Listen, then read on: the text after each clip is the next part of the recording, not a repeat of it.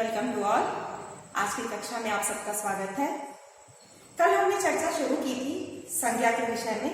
हमने जाना कि किसी व्यक्ति, वस्तु, स्थान अथवा भाव के नाम को संज्ञा कहते हैं। पर संज्ञा होते कितने प्रकार के हैं? हम कैसे पहचानेंगे कि यह किसी व्यक्ति का नाम है, यह व्यक्तिवाचक है या कुछ और है? इसके लिए हम आज परिचर्चा करेंगे संज्ञा के भेदों के विषय में। संज्ञा के मुख्य रूप से 3 भेद होते हैं: व्यक्तिवाचक संज्ञा, जातिवाचक संज्ञा और भाववाचक संज्ञा। सबसे पहले हम आते हैं व्यक्तिवाचक संज्ञा में। व्यक्तिवाचक संज्ञा उन संज्ञा शब्दों को कहते हैं जिनसे किसी व्यक्ति विशेष, स्थान विशेष या किसी भाव विशेष का बोध होता है या किसी वस्तु विशेष का बोध होता है। यानी किसी विशेष वस्तु, स्थान या व्यक्ति के नाम को हम व्यक्तिवाचक संज्ञा कहते हैं। आइए कुछ उदाहरणों के द्वारा इसको समझने का प्रयास करें। व्यक्तिवाचक संज्ञा यानी किसी विशेष व्यक्ति, स्थान अथवा वस्तु का नाम, जैसे रमेश किसी व्यक्ति का नाम, गंगा एक नदी विशेष का नाम। हम हर नदी को तो गंगा नहीं बोल सकते, तो गंगा एक विशेष नदी का नाम। आम एक विशेष फल का नाम। हम हर फल को आम नहीं कह सकते। इसी तरह अमरूद है, सेब है, संतरा है, नाशपाती है। तो विभिन्न फल जो है, फलों के अंतर्गत सभी फल आ जाते हैं। लेकिन जब हम आम, अमरूद, नाशपाती, संतरा, केला अलग अलग पर्टिकुलर बोलते हैं तो हम उसको व्यक्तिवाचक संज्ञा बोलते हैं। हिमालय एक पर्वत चोटी का नाम। हम पर्वत कहेंगे तो उसमें विश्व के धरती पर होने वाले सारे पर्वतों का उल्लेख आता है। धरती पर जितने भी पर्वत हैं पर्वत के अंतर्गत आते हैं। लेकिन जब हम हिमालय कहेंगे तो पर्वत विशेष का नाम आता है। इसी तरह भारत एक देश का नाम।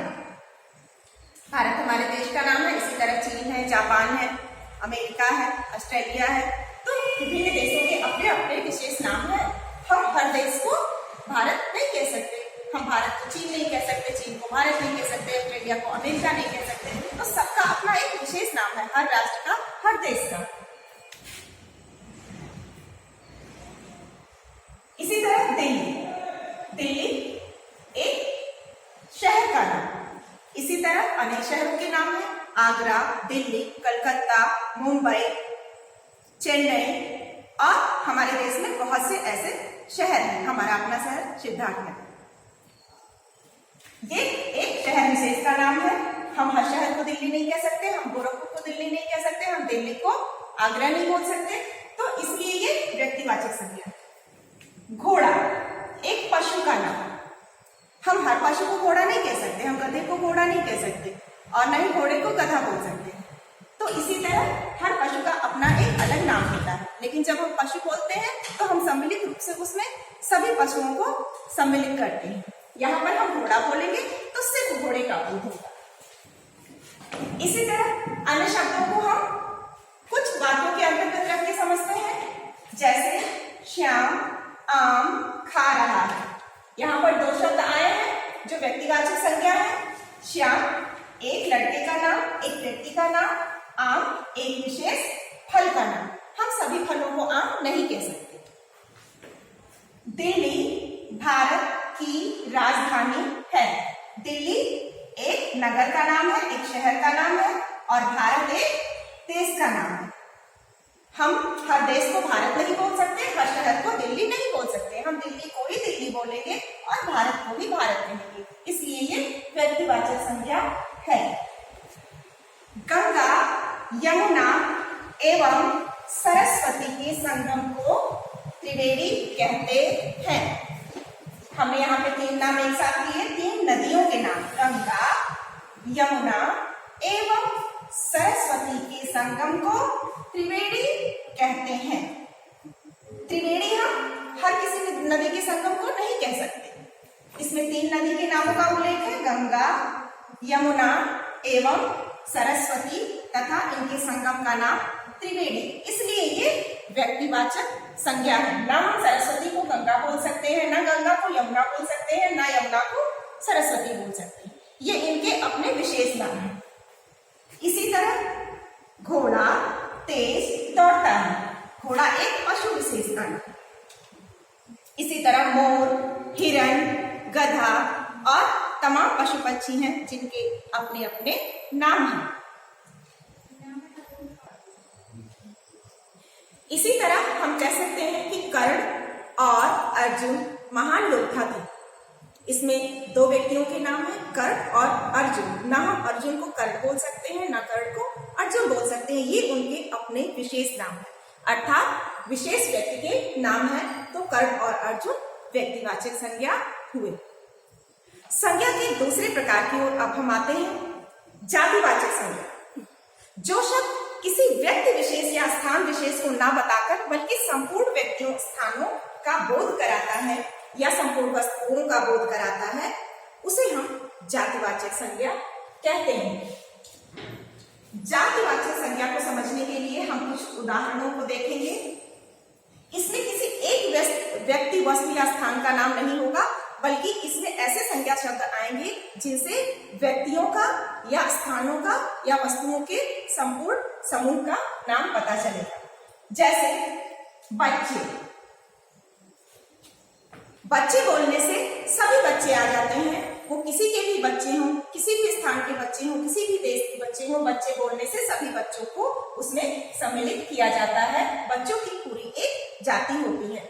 जाति होती है इन द सेंस, यहाँ पे बात ये कहने का है, हमारे कहने का अभिप्राय है कि बच्चों में सभी बच्चे आ जाते हैं। वृक्ष, इसी प्रकार वृक्ष कहने से सभी वृक्षों का बोध होता है। लेकिन अगर हम अलग अलग बोलेंगे, ये आम का पेड़ है, ये पीपल का वृक्ष है, या शमी का वृक्ष है, या बबूल का वृक्ष है, तो वो अलग अलग व्यक्तिवाचक संज्ञा हो जाएगा। आम, पीपल, बबूल, ये सब अलग अलग व्यक्तिवाचक संज्ञा होंगे। लेकिन जब हम वृक्ष बोलेंगे तो वृक्ष में सभी प्रकार के वृक्ष आ जाते हैं। छोटे बड़े, फल देने वाले, फल ना देने वाले, सभी प्रकार के वृक्ष उसमें सम्मिलित हो जाते हैं। इसलिए इसको हम वृक्ष शब्द को जातिवाचक संज्ञा कहते हैं। पर्वत, पर्वत बोलने से सभी पर्वतों का बोध होता है। हमने व्यक्तिवाचक संज्ञा में पढ़ा कि किसी विशेष पर्वत का जो नाम होता है वो उसका अपना व्यक्तिवाचक संज्ञा उसको कहते हैं, क्योंकि वो उसका अपना विशेष नाम होता है। जैसे हिमालय, कांचनजंगा और अन्य पर्वतों की श्रेणियां जिनके अपने अपने नाम हैं। लेकिन जब हम सिर्फ पर्वत शब्द का इस्तेमाल करेंगे, जब हम सिर्फ पर्वत शब्द का प्रयोग करेंगे तो उसमें विश्व के सभी पर्वत सम्मिलित हो जाते हैं।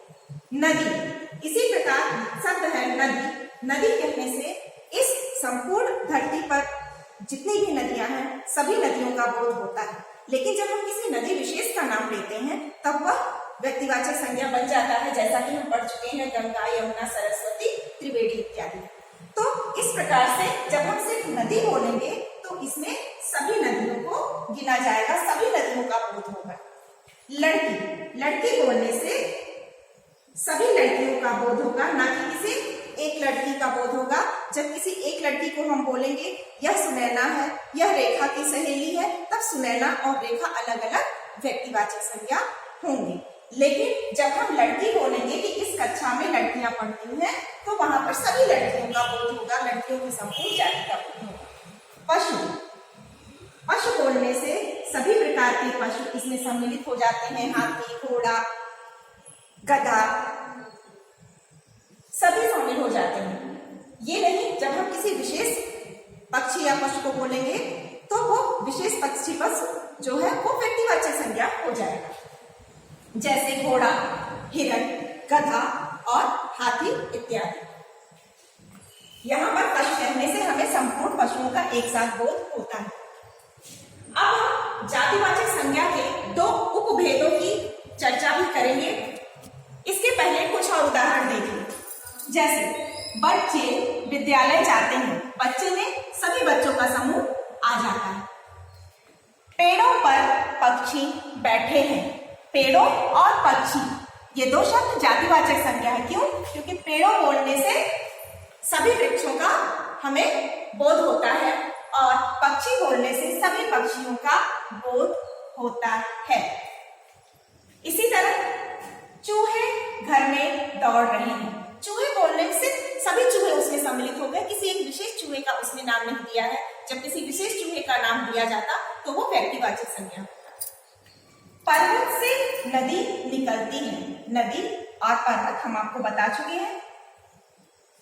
पर्वत से नदी निकलती है, पर्वत कोई भी पर्वत हो सकता है, पर्वत से सभी पर्वतों का बोध होता है, नदी से सभी नदियों का बोध होता है, किसी विशेष नदी का यहाँ उल्लेख नहीं है।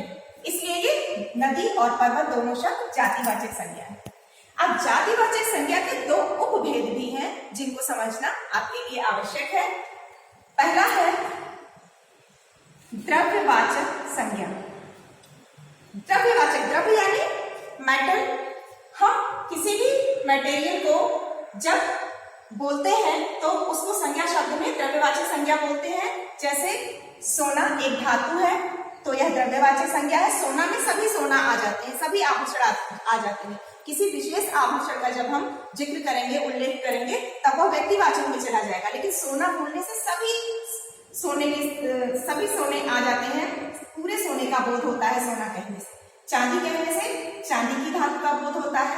पानी कहने से पीने वाले पानी का बोध होता है, इसमें पानी आ जाता है। और दूध कहने से दूध का बोध होता है। इसी तरह गेहूं, चावल एक अनाज है, यह भी एक वस्तु है। ऊन जो भेड़ों से प्राप्त होने वाली एक सामग्री है जिससे गर्म कपड़े बनते हैं। फल आदि, फल में सभी फल आ जाते हैं। इसलिए ये सब जातिवाचक संज्ञा है। लेकिन मुख्य रूप से वस्तु होने के नाते, द्रव्य होने के नाते, धातु होने के नाते, द्रव्य में सभी प्रकार की वस्तुएं और धातुएं आ जाती हैं, तो इन्हें हम द्रव्यवाचक संज्ञा कहते हैं। इसी तरह इसका दूसरा उपभेद है समूहवाचक संज्ञा। समूहवाचक संज्ञा हम उस संज्ञा शब्दों को कहते हैं जिससे पूरे एक समूह का बोध। जैसे सेना, सेना क्या है? सैनिकों का समूह है। जब हम सेना बोलते हैं तो उसमें सभी सैनिक आ जाते हैं, कोई एक सैनिक के लिए हम सेना शब्द का प्रयोग नहीं करते हैं। पुलिस बोलने से सारे पुलिसकर्मियों का बोध होता है। पुलिस, हम कहते हैं सेना गश्त लगा रही थी, तो किसी एक सेना, किसी एक व्यक्ति का नाम नहीं है। सेना, सेना की पूरी एक टुकड़ी, सैनिकों की पूरी टुकड़ी को हम सेना कहते हैं। और पुलिस बोलने से पुलिस के सारे पुलिसकर्मी इसमें सम्मिलित होते हैं। कक्षा, कक्षा से विद्यार्थियों के समूह का बोध होता है। हम कहते हैं हमारी कक्षा में पढ़ाई चल रही है या हमारी कक्षा में बच्चे शोर कर रहे हैं। इसी तरह भीड़, भीड़ क्या है? लोगों का समूह। हम हर किसी को भीड़ नहीं बोल सकते। जब बहुत से मनुष्य एक जगह इकट्ठा हो जाते हैं, मनुष्यों का समूह, तब हम उसे भीड़ कहते हैं। जैसे हम कहते हैं कि दुर्घटना होते ही सड़क पर भीड़ इकट्ठी हो गई, तो वहां किसी एक व्यक्ति के बारे में नहीं बात की जाती। व्यक्तियों का समूह जब इकट्ठा हो जाता है तो हम उसे भीड़ कहते हैं। इसी तरह पुस्तकालय, पुस्तकों का समूह, जहां पुस्तकें हर प्रकार की एक साथ प्राप्त हो जाएं, उसे हम पुस्तकालय कहते हैं, जो पुस्तकों के समूह का बोध कराता है। इसी प्रकार परिवार, परिवार में अनेक सदस्यों का एक समूह होता है जिसे हम परिवार कहते हैं। जैसे हम प्रश्न कर सकते हैं कि आपके परिवार में कितने सदस्य हैं? उत्तर कर सकते हैं हाँ, हमारे परिवार में 7 सदस्य हैं या 8 सदस्य हैं। आशा है आप लोगों को संज्ञा के ये दोनों ही भेद समझ में आ गए होंगे, व्यक्तिवाचक संज्ञा और जातिवाचक संज्ञा। जातिवाचक संज्ञा के भी दो उपभेद, पहला द्रव्यवाचक संज्ञा और दूसरा समूहवाचक संज्ञा। इसके साथ साथ इसका तीसरा भेद भाववाचक संज्ञा है। अभी तक हमने संज्ञा के दो भेदों के बारे में पढ़ा, व्यक्तिवाचक संज्ञा और जातिवाचक संज्ञा। जातिवाचक संज्ञा के दो उपभेद, द्रव्यवाचक संज्ञा और समूहवाचक संज्ञा, जिसे हम समुदायवाचक संज्ञा भी कहते हैं। अब हम संज्ञा के तीसरे प्रकार पर आते हैं, तीसरे भेद पर आते हैं। तीसरा भेद है भाववाचक संज्ञा, जिसे इंग्लिश में अब्स्ट्रैक्ट नाउन भी कहते हैं। भाववाचक संज्ञा उन शब्दों को कहते हैं जिन संज्ञा शब्दों से किसी के गुण, दोष, दशा यानी अवस्था अथवा भाव का बोध होता है। गुण, दोष, अवस्था, भाव, ये सब अब्स्ट्रैक्ट हैं, अमूर्त हैं। इन्हें हम छू नहीं सकते, देख नहीं सकते, केवल महसूस कर सकते हैं। इसलिए इसको भाववाचक संज्ञा कहते हैं, अब्स्ट्रैक्ट नाउन कहते हैं। इसे समझने के लिए हम कुछ शब्दों को देखेंगे, जैसे बहादुर।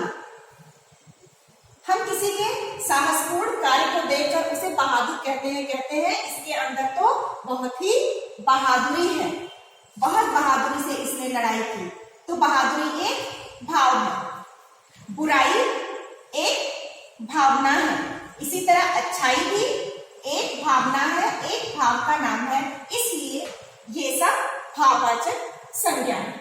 इसी तरह बचपन, बचपन मनुष्य की एक अवस्था है। इसी तरह बचपन, युवावस्था, वृद्धावस्था, जिसे हम बुढ़ापा भी कहते हैं, ये सब एक अवस्था है, दशा है। अतः ये शब्द भी भाववाचक संज्ञा है जो किसी अवस्था का बोध कराते हैं। सुंदरता, ये भाव का बोध करा रहा है। जब कोई चीज हमें देखने में अच्छी लगती है तो हम उसे सुंदर कहते हैं कि यह बहुत सुंदर है। इसी तरह हार जीत, सफलता असफलता, ये सब भाववाचक संज्ञा है। कुछ उदाहरणों के द्वारा इसको समझने का प्रयास करते हैं। जैसे कश्मीर की सुंदरता दर्शनीय है। यहाँ पर हम बता चुके हैं आपको, सुंदरता एक भावना है। किसी अच्छी मनमोहक चीज को देखकर हम उसे सुंदर कहते हैं, जो हमारे मन को आकर्षित करती है। बचपना, बचपन यह भी एक भाववाचक संज्ञा है। जैसे हम कहते हैं बचपन में खेलने कूदने से हमें थकान नहीं होती। थकान भी एक अवस्था है, बचपन एक अवस्था है। बचपन में हमें थकान नहीं होती। न हम बचपन को छू सकते हैं, न थकान को, न सुंदरता को, न बुढ़ापा को, न बुराई को, न अच्छाई को। इन चीजों को हम केवल उनकी दशा के अनुसार, अवस्था के अनुसार, और जो हमारे मन में उठती भावनाएं उत्पन्न होती हैं उसके अनुसार महसूस करते हैं। इसलिए ये भाववाचक संज्ञा है। इसी तरह परिश्रम से ही हमें सफलता मिलती है। सफलता यहाँ पर भाववाचक संज्ञा है। आशा है आपको संज्ञा के ये सारे भेद समझ में आए होंगे। अगर आपको कहीं कोई दिक्कत है, कोई परेशानी है, कुछ नहीं समझ में आ रहा है, तो आप हमसे संपर्क कर सकते हैं, हमसे पूछ सकते हैं। किसी भी परेशानी के लिए, किसी भी प्रश्न के लिए आप मुझे संपर्क करें। अगली कक्षा तक प्रतीक्षा करें।